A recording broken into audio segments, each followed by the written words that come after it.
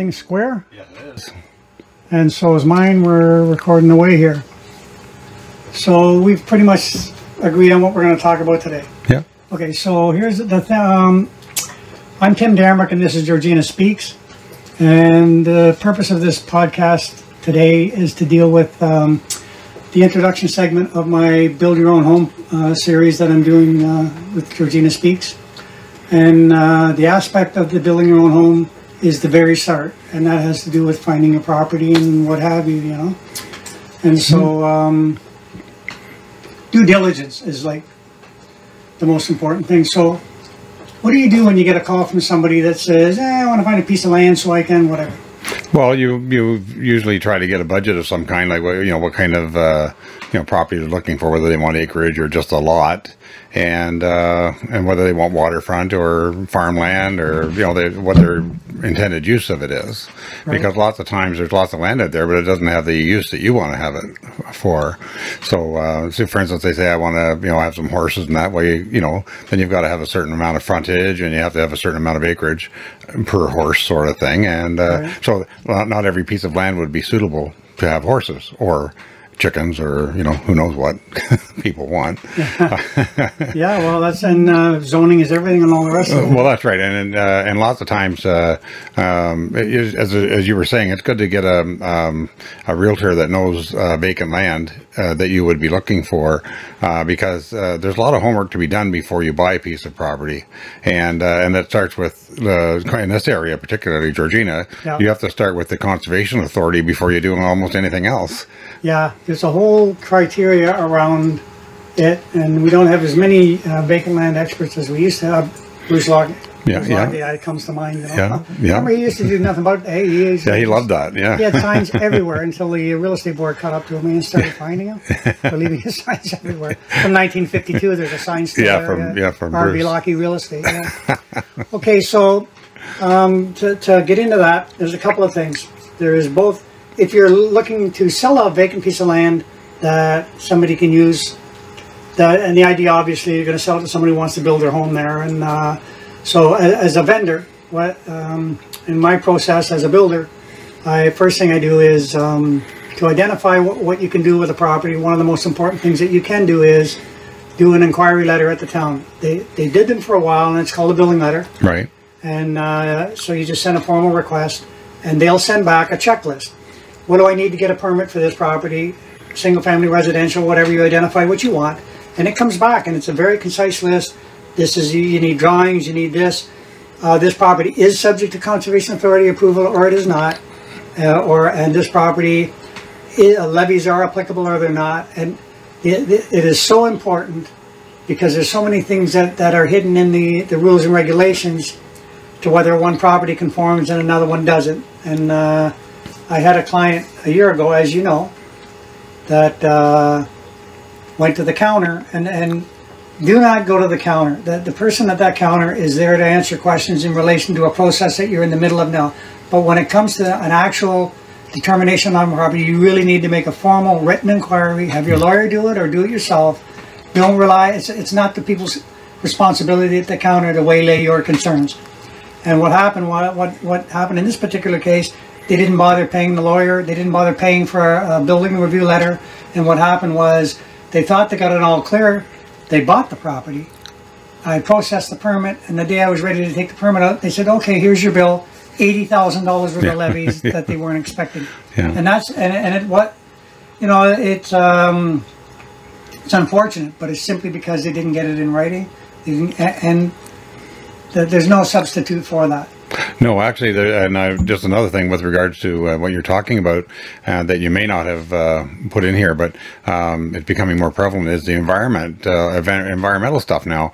And it's good to have, a realtor that knows the area, knows that they had a gas station on there 25 years ago that you don't know about. Right. That's just a bad example, but it's actually a good example. But it happens. Yeah, there's lots of like I'm doing stat decks all the time for people that say, that when was there something like that on there? Because I remember them, them taking down or taking out the gas pumps, riding my bike to school, Yeah, and then, the people that get them out of there and then don't get the proper clearances. Yeah. And then you buy the property not knowing, and then next thing you know, you're into a phase 2 environmental study or phase 3 or whatever, depending upon, and hundreds of thousands of dollars. And it's also like it's not just the subject property; it's the properties surrounding it, because they could have dry cleaners or something with chemicals, or who knows what the type of things that they don't like. Yeah. But somebody could be leaching stuff into your subject property, and you don't even know about it.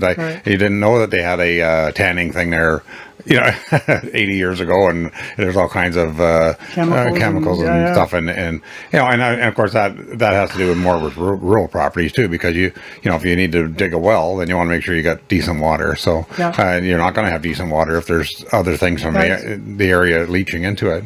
The best thing you can do, in my opinion anyway, like my process, if I have a piece of rural land, is I call Bodeway, or one of the local well drillers that have been drilling wells here for years.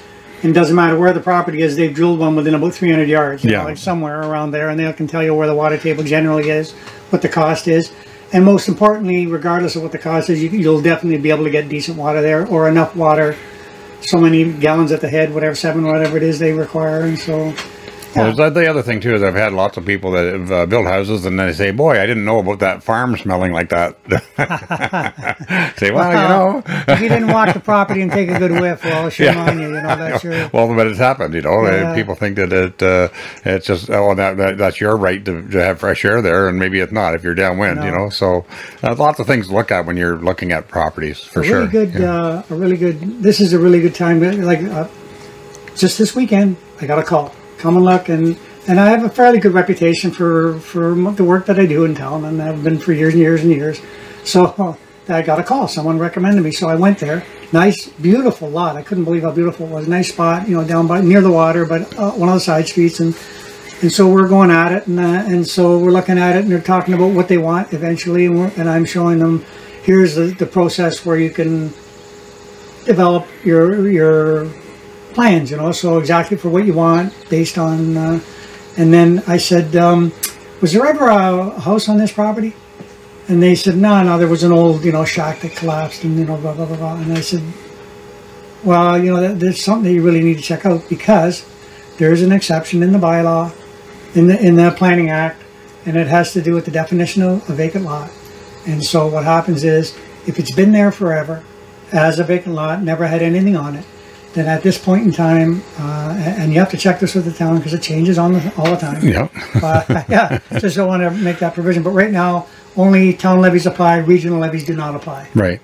So then it's like 20 grand, I think, right now, local levies somewhere in that area. But if regional levies apply, the total is like 80 grand or more, plus park levies or whatever the total comes to. And so it's a huge difference.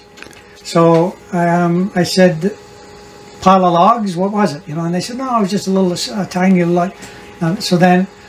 So at this point in time, if you're a buyer or if you're thinking about selling a property, the thing to do is there's a request letter you can do now from the town. They used to do it, then they stopped doing it, but they found that people are getting jammed up not knowing, and there was actually a lawsuit about it, or not a lawsuit, an appeal on the development charges, and so they decided it was prudent to incorporate it again. So now they have the process. If you just a deck or something, if you put a deck on the back of your house, there's a setback from the rear yard set. You need to know what you can and can't do to get a permit for it. So it's about $50 for an inquiry about a deck.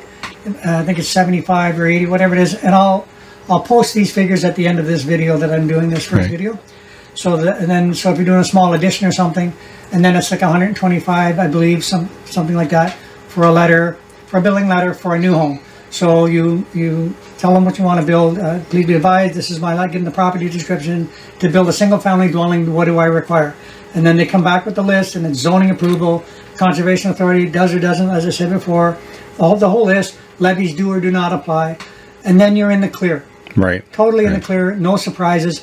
And I'm going to give you a little tip here. This is just my own personal take. Sorry, Martin, but this is, I was licensed for 38 years. Yeah. So I think I have a right to have a say in this issue in relation to real estate agent. First thing as a buyer you should do is ask a real estate agent. I think it'd be okay if I firmed up whether I get my answer back or not, because there's a lot of people that want this property. Maybe I should firm up. And if the agent tells you yes, get rid of them right away, because you could give a shit about, excuse my language, but he could care less about, like, how would you like to buy a property? Or or at the very least, have the discussion. Okay, it looks as though nothing's ever been here. It looks as though it will be fine. There is a risk involved in firming up. Do the calculation and make your own decision about whether or not to take the risk. That's right. Yeah. But do know that the risk is there yeah. if you firm up, and then you find out later it wasn't what you thought it was. Right. Well, there's lots of red herrings. We haven't talked about entrance permits. Yeah, we haven't talked about assumed roads and unassumed roads. I mean, and what you have to be careful in this area, especially, is that it's been developed quite well. There's not that many really good lots available anymore. And if you see one sitting there, and it hasn't been built on for a long time, you might want to question yourself. Well, why didn't anybody ever build on that really nice? There's usually a reason. Yeah. Well, my client, in the end, I had to he told me to go ahead and do the letter to order to find out what was there before or not. So then we were talking again yesterday, and I said, so was there a septic there? Like, there's a definition of a dwelling. Yeah. I was trying to get to the definition of a dwelling issue. And for this reason, a definition of a dwelling is a dwelling. And so if there was a dwelling there before and it was torn down, then if it's gone from, there's a criteria that they set. And in this case, if it's been gone for more than 5 years, it's considered a new lot again, in which case levies apply at the region and the town. And the town, yeah. That's the 80,000. And so, you know what I'm like. So I thought, well, you know, if they're applying development charges on the definition of a dwelling, then they can't very well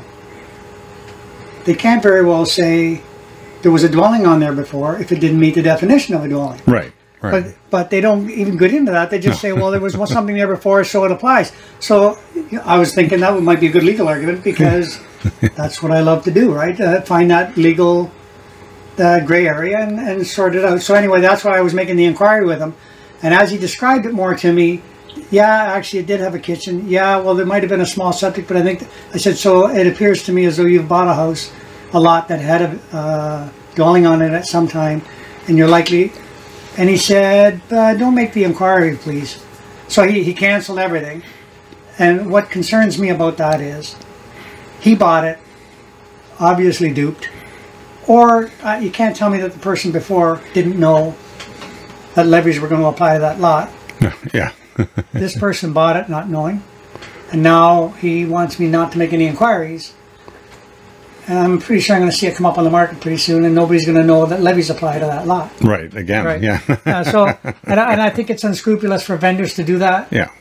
And the people, and I happen to know for a fact, because the client that got nailed last year with the levies bought the lot off another one of my clients. Right. And I know that client well enough to know that if they bought the property, they found out all of a sudden there is levies, and they didn't disclose it. But I didn't get into it because it's none of my business. You know, I'm not anybody's legal representative, so right. That's not my job. If you're buying a property, it's your job to do your due diligence. Yeah. Never mind, get advice off the agent, get advice off the lawyer, but make your own decisions and do your own informed decisions. Yes, exactly. Yes. I've sent many people into the town and said, okay, you go upstairs, I'll go downstairs, and we'll figure out what's going on around here. Yeah. And sure enough, oh, I didn't know that. Oh, I didn't know that. And yeah, but we have I've done it long enough that we have a good idea. When we look at a property, that what red herrings there are. I mean, the funny one or the good one is road allowances, right of ways, and all kinds of things that you got to have a survey. Right now, I'm doing one over in Jackson's Point where it has to be brought up to standards, and the people who and there's two of them side by side. My client's pretty good, and we're doing all the design work. We had approvals 10 years ago, right, for the rezoning, for that allowed to go there, and then the road could be brought up to standards, blah blah blah. And then so the town's, I find the town staff no problem. They make it really clear what their criteria is, and it's always based on the rules and regulations and the planning act, whatever. So, and if you meet the criteria, they just say, yeah, okay, do whatever you want. Like you meet the criteria. So they were trying to help us, and they said, okay, here's what was there before. Just bring it up to date. Give us a letter from the environmental people that says we're still good by the old study, and then get design and topo for the road. Sure enough, they sent a letter to the Conservation Authority where everything's fine. It's the same as it used to be. And they said, well, yeah, but it's more than 5 years old now, so we want a bird breeding study. Yeah, nice. The good news was that the 3-week window of opportunity for that bird study was just 2 weeks away, so we had enough lead time, and it's getting done now, and we're looking at, we're going to have our road designed and ready to go. Yeah, I had one years ago where we had to wait. You know, they did, the people put it off, and I said, you know, you've got to have this environmental study done by this botanist or whatever, and they didn't do it, and I said, well, now you got to wait till, you know, whenever, like, you know, June 15th now next year, because that's the only time they can look at the flora and fauna. You know, and it makes me crazy because even right to the one I'm working on, the one next to the one I'm working on, it was about taking the road an extra bit. So if they kicked in, it would have the savings on the road that we had to do. If they wanted to kick in, we would just extend it, and then their property would be included too, right? Right. A fraction of what my client's paying to bring the whole thing in, just to extend it a little more, but it would contribute to what we're doing, so that was worthwhile. Right. Right. So then it come back, and I said, but you know, you're going to have to get some environmental work done to get your permit. So you should really, my people are coming there now, you should talk to them, and they can include do a separate one for yours. And they quoted it like $4,200 or whatever it was for the environmental work. And they go, oh my God, $4,200, like, you know, we're spending $100 grand to do a road and do all this stuff, and they're bitching about $4,200. Yeah. And so I'm struggling with that, trying to get them to for their own purposes. And then when the bird breeding study came out, they said, oh my God, I said, you know, I have enough. I've had enough. Like I was trying to get them to do what they needed to do for themselves when there's nothing in it for me. I wasn't working on that property or making any money. Right. I just thought, you know, they're there. Let's get this all encompassed and be good for them, right? And then, you know, and generally something comes back to you later, a job or something. And then, you know, finally I said, you know what? Don't do it. I'll just build the road to my property and knock yourself out. Because if you don't do it, even if we build the road, next year when you go to do it, your permit, they're going to say, well, do the environmental study. Yeah. And you're going to be another year. Like, I don't know, I just, you know, that kind of thing makes me crazy when you're trying to get people to do for themselves what they need to do. And it's a $400,000 lot, say. They invest $400,000 building a 2,000 square foot house or whatever. And then they got a $1.1 or $2 million property. So it's $1 million property and a $5,000 study. And they're going, I don't know. Yeah. Like, what? Yeah. Anyway, so those are my trials and tribulations, and they're yours too, as I'm sure you know, trying to get people to... Well, just in what you've just said, Tim, just so many things we're talking about, it tells us that it's very difficult to find a good lot. It's difficult to go through all these processes, and you know, you and I, we know quite a few people up at the town. Yeah. It's a little easier for us if you go there as an individual and you haven't been in that building before, and you don't, you know, and you don't really know all of these things.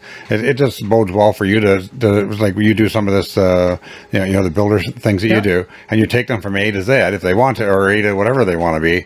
But the A to getting a building permit is the big one. Right. Because, you know, at any point somebody can stop building and go get a contractor or whatever they want to do whatever they want to do. But to get those permits and everything, it takes a lot of work, and you know, I guess you got to run the halls a bit. Yeah, no, and you know what, my process, there's a couple of things that I do in relation to that and my process. I charge whatever I charge, a couple of grand, whatever I charge to take the entire process for us to go through the building permit process together. Right. Initially, I cannot stress to people enough out there, if you're looking at a property, do your request letter from the town or call me and I'll do it right away. But preferably before you firm up on the property, or be ready for a hiccup. You know, that could happen. And then what I do is I'll hook you up with the person that does the drawings. I'll hook you up with the guy who does the site plan, and the site plan covers zoning setbacks and grade, which runoff water needs to get to the road. That's a big issue in the permit stage. With that done and the drawings done, I can get to your roof trusses and your heat loss. So you're pretty much squared away with your building package.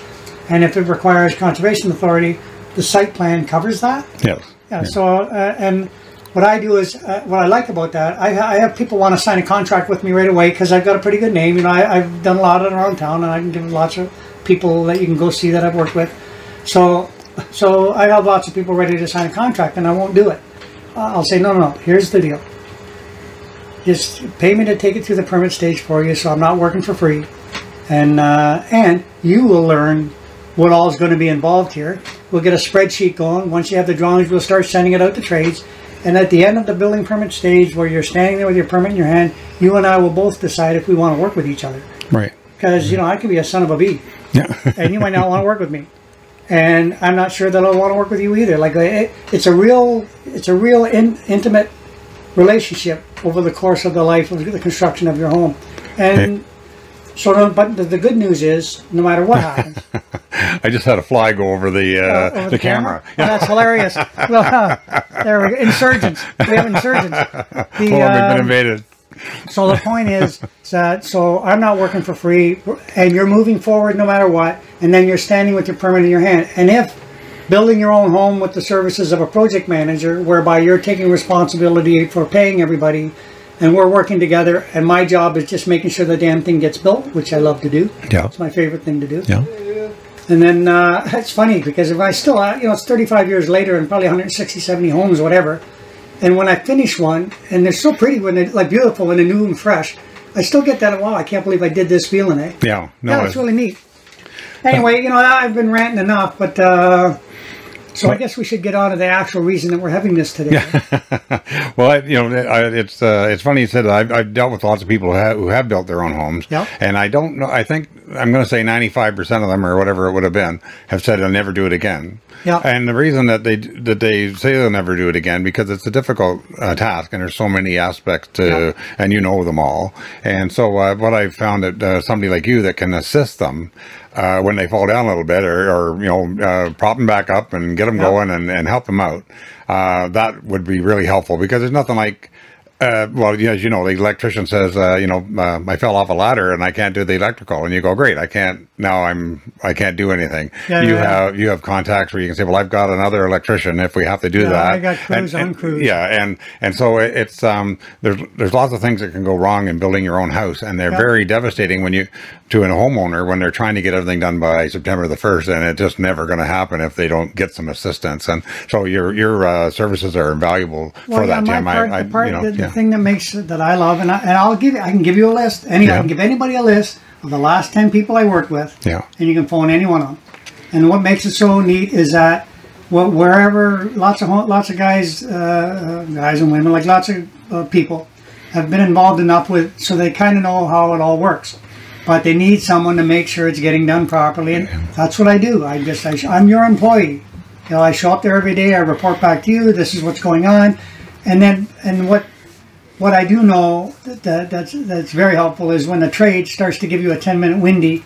Why it would be easier and better if you do it this way, and you don't know whether. But I know better, and I'm going to no, you're going to do it the way we planned, because you want to do it that way because it's easier for you, but it's not necessarily better for the client. So I know what's real and what isn't. Right. And so I'm quite happy with the results that I've had in recent years, and the last 50 houses I built, I don't do any bookkeeping, and I love it. Yeah. Oh, all I have to do is make sure the house gets built, and I love doing that. Yes. Yeah. That's the reward part. Okay. I need to get to Martin's business here, because that's why I've asked him to come here today, because over the process of doing this seminar, we're going to be. I wanted to deal with the aspect of finding a property, and so where we come down to it. Because we both know, like, every real estate agent that ever sold real estate in Georgina, and we've known them all for 25 or 30 years. So who do you pick to say, okay, this is the people that we are sponsoring us. These are the people. There is no one person that I could recommend, because I know so many, and rather than accept any sponsorship from any of them, what Martin and I have come up with, because I've been working with Martin for 40 years, since 1982. He was my manager when I get into real estate. And I always say he's been my conscience ever since. But so what we've come up with is we'll put a number up at the end of this. Martin is a broker of record, a local broker of record for a international actually, referral company for real estate. Him and I both know everybody. We have a number of people, a couple of people that come. I did want to mention in particular his wife Barb. I've worked with for 40 years. Henry McLean I've worked with for years. They both work with Main Street Real Estate. Yeah. So, but we're going to post Martin's number. Anybody who calls that number will get a referral to somebody that will take care of their needs. It will be somebody who is educated in the process of land acquisition for, and then we'll also post a list of things that you should do when you're looking for property. But so for the purposes of, if you're looking for a real estate agent, somebody you can depend on, somebody who knows the local market here, Martin's number will be posted at the end of this, and he will take responsibility for making sure you get hooked up with somebody that you need to. And he's already conversant with whatever's on the market right now in the area, and like I said, with everybody else in town. So go ahead. What are you going to do? Gee, now there's that porcupine back. At me. Thanks. No, I think that's a good idea. Give me a call, and I'll make sure that you get hooked up with the right people, or perhaps I can answer a few questions right off the bat that get you in the right spot. You may have something to sell, or you may want to buy something, and it's a difficult process because, as you know, the builders for infill lots and lots are always looking for stuff. So lots of the agents will have a builder that they're dealing with, and they'll see that lot, and it'll be snapped up rather quickly. So the problem with an individual is that you've got to be right on the ball to get a property quickly, because if you don't, there's builders, especially if it's a good lot, there's builders, there's everybody else looking for the same thing, and so you've got to be on the right list to get something. Yeah. Okay, so that was mainly it. So I'm glad we touched on all the other areas of purchasing lots and what can and can't go wrong, and my particular trials and tribulations and yours. Yeah. And so thanks for coming and doing that. I appreciate it, because I wanted to put a face to the name when I'm doing this. And I've been looking at yours for 40 years, so I'd much rather look at Barb's, but you get what you get. You get what you get, yeah. So thanks again, and I appreciate that. You're welcome. Okay, so that's that.